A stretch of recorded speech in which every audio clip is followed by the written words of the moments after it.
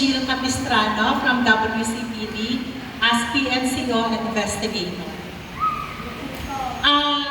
Takil po natin ngayon ay Anti-Bullying Act of 2013 or RA 10627. Ang pangunahing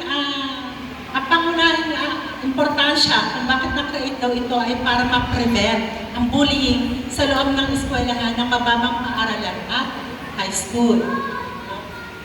Bullying is repeated aggression, verbal, psychological, or physical conducted by an individual or group against others.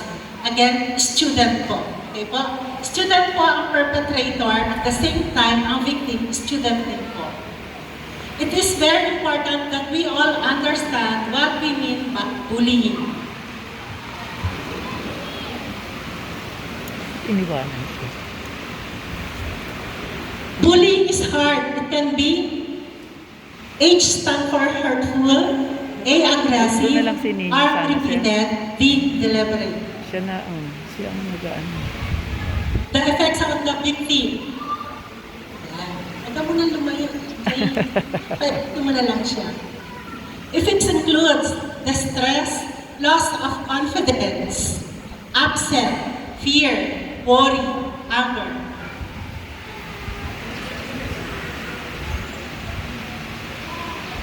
Aggression is involved. It can be one of a combination of physical aggression, verbal aggression, psychological aggression. Pag sinabi po natin physical, di ba, alam na po natin yon, pananakit. Pag paulit-ulit po na sinasaktan ng isang bata na may kasama pang verbal. Halimbawa, makita ng isang bata yung anak natin dyan.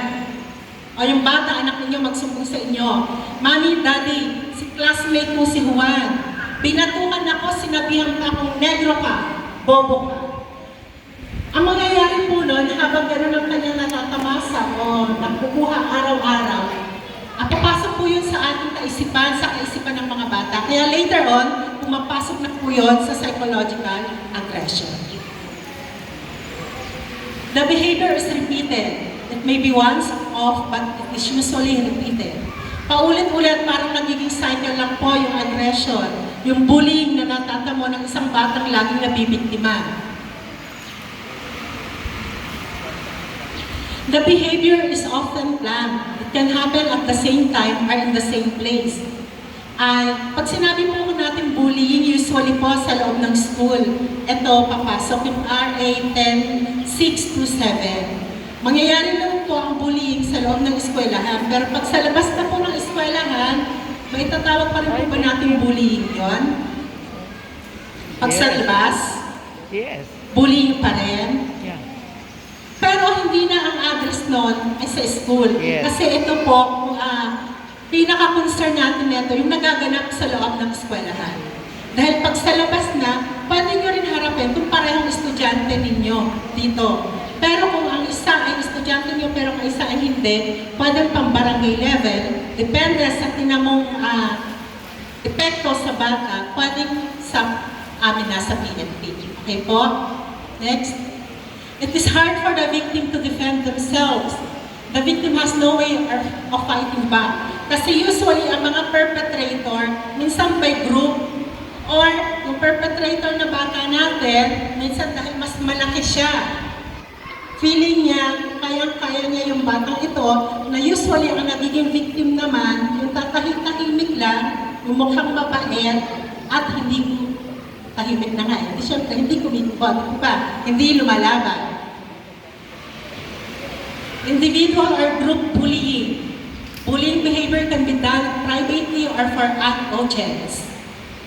Siyempre, pag sinabi natin privately, it's either sa CR, sa classroom na walang ibang kaklase, even sa library, pwede pong mangyari ito yan.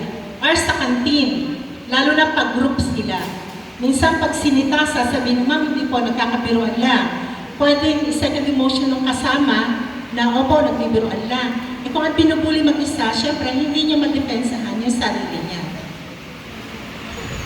There is an imbalance of power. One person is physically or psychologically stronger, katulad po ng nasabi ko kanina. The bullying behavior is usually unprovoked. The victim doesn't deserve to be bullied. Walang kahit sino man ang deserve na i-bully. At walang sino man din na may karapatan mang-bully ng kapwa niya estudyante. Anti-bullying policy, ito na po sa school. The school has an anti-bullying policy to make a safe, a friendly place. Dapat po yung school natin, pero dito, observation ko dahil sa lawak din, parang bihira lang nagkakaroon ng bullying dito. Tapos parang po, ang bilis ng ng office ng principal, nakikita niya kagad lahat. Kaya parang, at saka, ang napapansin namin, mas less ang bullying na nangyayari sa private school. Diba? Kasi usually, ang nambubuli hindi kapwa estudyante, kundi yung parent ng estudyante ang nambubuli. Dahil may isa kami rito private